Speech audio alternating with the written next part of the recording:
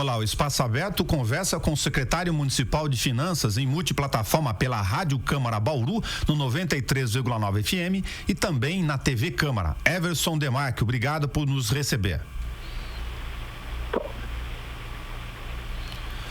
Everson, está nos ouvindo? Sim. Pois não. Everson, fazer com você um balanço sobre a questão das contas da prefeitura. Havia um prognóstico desde o início do ano relacionado, lógico, à preocupação da pandemia com o socorro financeiro que veio até este mês de setembro. Nós já entramos em outubro e, como você comentou aqui em audiência pública do orçamento e das outras que foram realizadas pela Câmara, todas disponíveis no YouTube para quem nos acompanha pela rádio ou pela TV, tem lá na página da TV Câmara no YouTube em vídeos. Você falava, lógico, da preparação do terreno para esta etapa que nós estamos aqui, Everson, os 3 últimos meses do ano, porque neste momento continua a Covid, mas não tem mais o socorro federal, é isso? Sim, o socorro federal ele foi dividido em 4 parcelas, né? Nós já recebemos essas 4 parcelas. Uma parte dele veio para pagamento de despesas específicas do Covid, né? Saúde e na parte de vulnerabilidade, e a outra parte veio para fazer a reposição do ICMS, que teve uma queda muito grande até no período de abril até junho, mais ou menos. Foi um período de queda muito acentuado do ICMS, e esse auxílio emergencial acabou para compensar essa queda na arrecadação do ICMS. Para as pessoas entenderem, são 2 separações, né? Um ajuda da chamada Lei Complementar 173/2020, que tratou, inclusive, do parcelamento de alguns débitos autorizados, que nós vamos falar logo em seguida, que dá um total de cerca de 42 milhões de reais para socorro de perdas de receita. Perfeito, isso. Esses 42 milhões é para utilização desvinculado, né?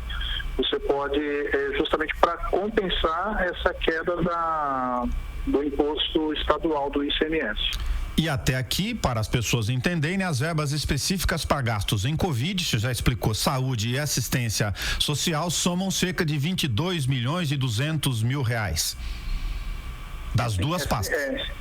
5%, né, em torno, 22%, 22 milhões está relacionado a todos os repasses que o governo está recebendo específico para o Covid, e aí tanto o estadual como o federal, já incluindo aí a parte da Lei Complementar 173. Né? Legal. Everson, nós completamos então as 4 parcelas do chamado socorro financeiro, aqui em relação às perdas que você explicou, e outubro, novembro e dezembro, que nós estamos no último trimestre do ano, tem aí a preocupação natural com o comportamento. Da previsão que você fez lá na origem, de em torno de 10% da receita global da prefeitura, a gente trabalhava lá com os dados da audiência pública que você apresentou, ora com 102, 105, dependendo da reação, lógico, do andamento das questões. Tem ficado nesse patamar a sua projeção? Sim, a projeção ela deve cair um pouco, Nelson, em relação à projeção inicial que nós fizemos no início da pandemia, até por conta da melhora, né? O comércio reabriu, voltou a funcionar, o serviço voltou a ser testado, são poucos os setores que estão limitados a não prestar mais o serviço, então pode ser que tenha uma melhora. Mas, por outro lado, nós temos as correções, os ajustes, né? As despesas que foram aumentando também não seguiram a queda da arrecadação. E, pelo contrário, os contratos, as despesas, principalmente na área da saúde, nós tivemos um aumento muito grande na parte de medicamentos, os insumos que têm base de cálculo dólares, eles tiveram um aumento acentuado. A parte de alimentação também, né, a gente vê aí as reportagens sobre arroz, feijão, café, eles tiveram aumento grande. Então, acabou meio que compensando. Mesmo que nós consigamos aí uma queda boa nessa diferença aí negativa, mesmo assim o orçamento ele vai sair apertado em relação ao que foi planejado.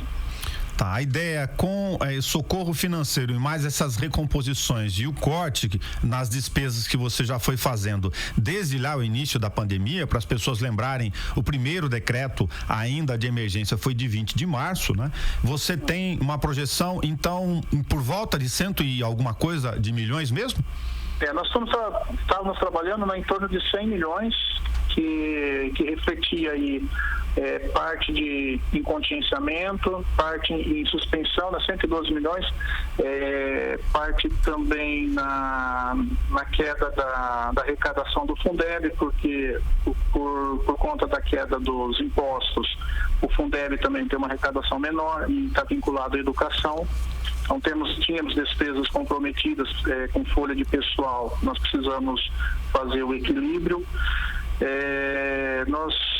A previsão também de suspensão de alguns pagamentos. Então, somando todas essas ferramentas que a gente tinha à disposição, tem à disposição, nós estamos conseguindo manter equilibrado, mas nós dependemos de todas essas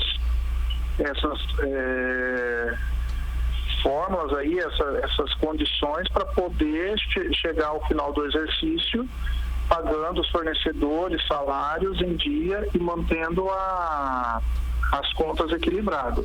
Se alguma dessas ferramentas não funcionar ou nós tivermos problema com uma despesa maior, por exemplo, na área da saúde, precisar de uma hora para outra, uma despesa, contratar leitos aí de emergência, e isso pode afetar o resultado final do exercício.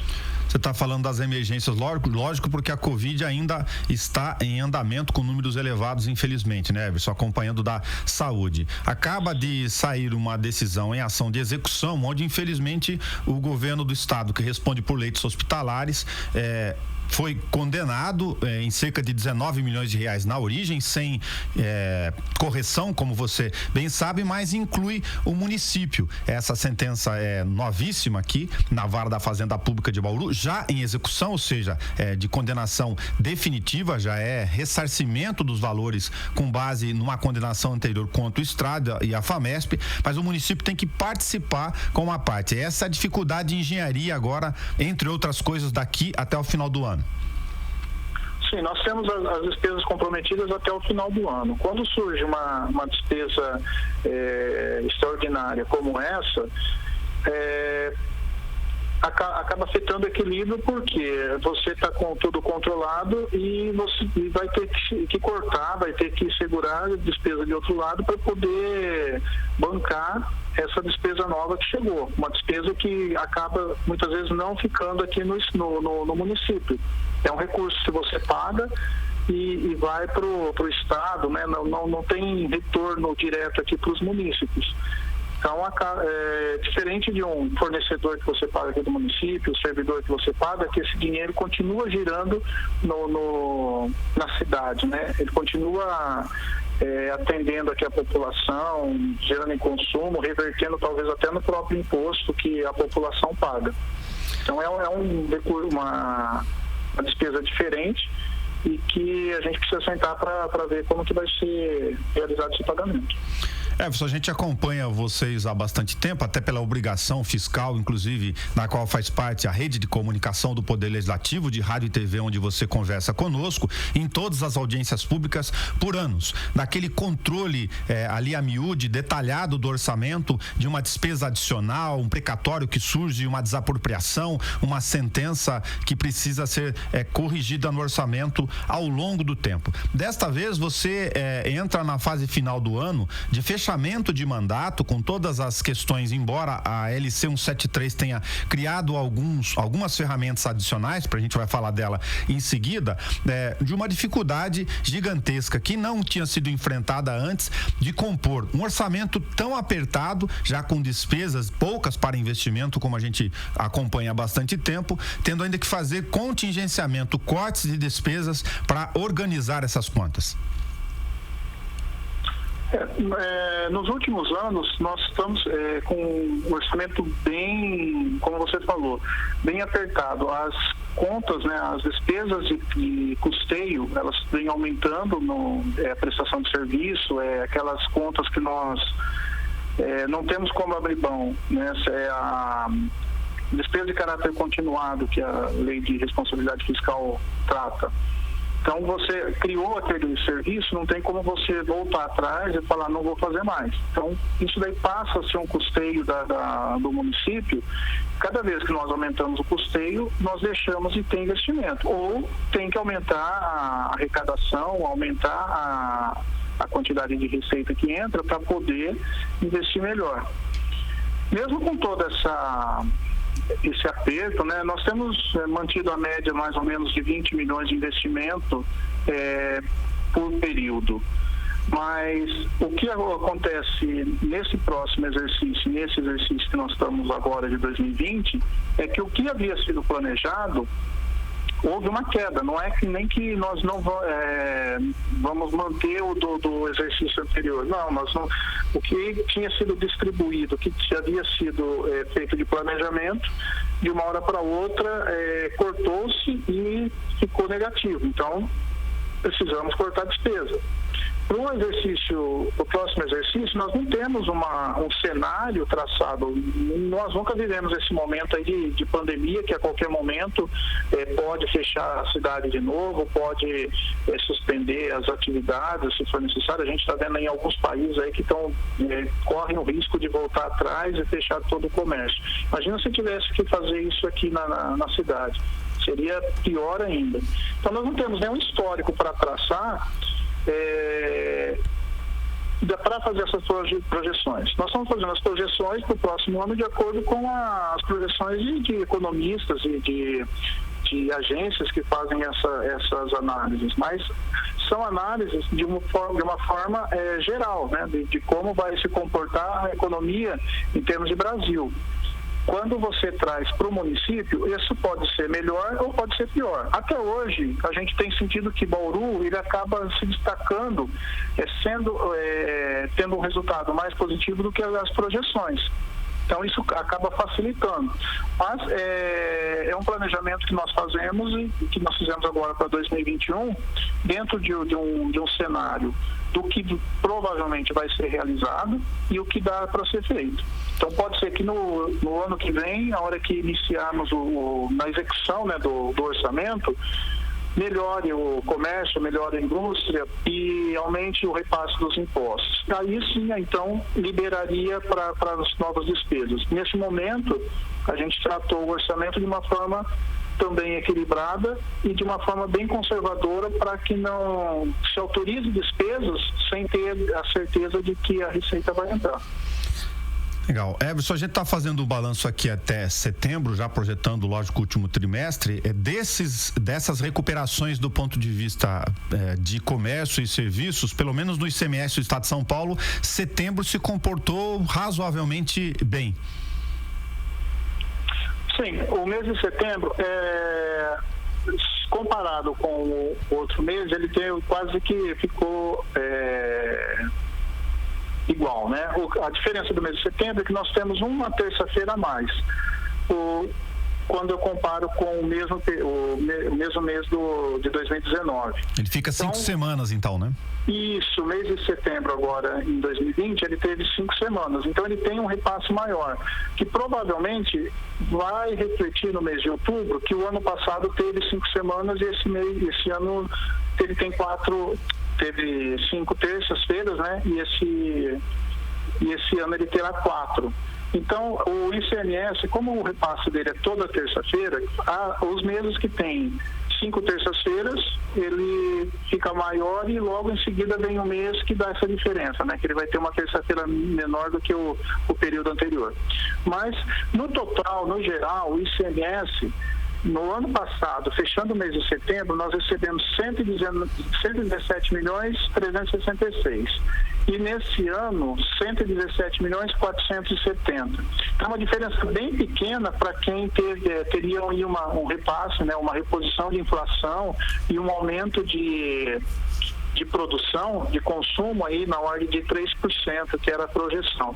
Então, nós estamos com 104 mil de diferença só relacionado entre 2019 e 2020. Estaria aí nem 0,09%, 0,10% só de de variação entre um ano e outro. Mas isso sem contar a inflação, lógico, né? Sem contar a inflação. Nós estamos falando em números aqui absolutos, né? Ok. O valor nominal. Everson, você tem discutido com o prefeito para fechar esse raciocínio das contas autorizadas a serem parceladas pela LC 173, a Lei Federal de Lei Complementar aprovada pelo Congresso em função da pandemia, que a gente citou ao longo de nossa conversa. Tem questões relacionadas aos fundos, como o Fundo de Previdência, por exemplo, e o parcelamento já autorizado por essa legislação do chamado PAC Asfalto, a mensalidade do financiamento do asfalto, que a cidade vem pagando nos últimos anos, e a dívida federalizada. Vocês vão enviar projeto de lei para essa questão?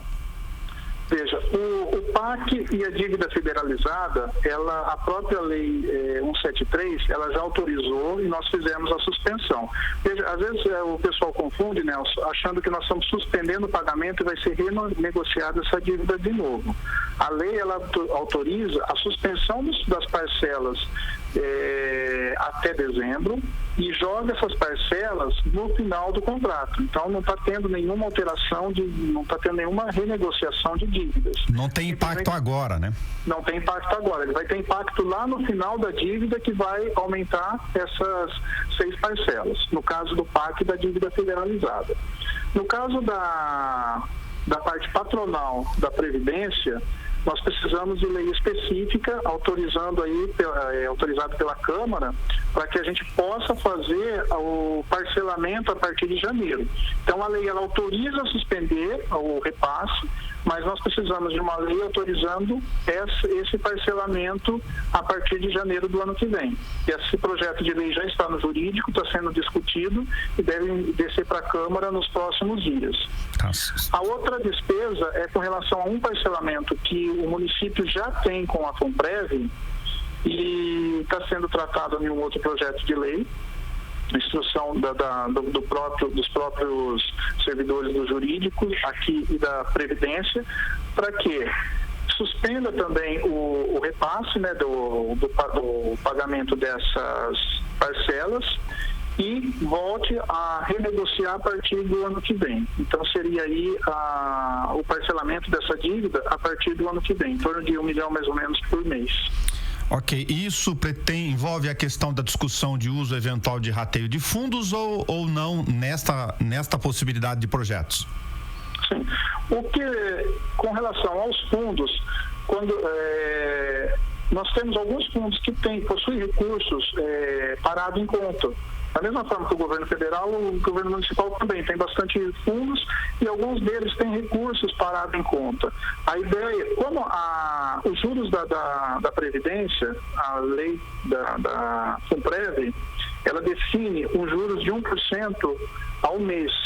Então, hoje, para quem tem uma taxa Selic 2% ao ano, é um juros muito alto.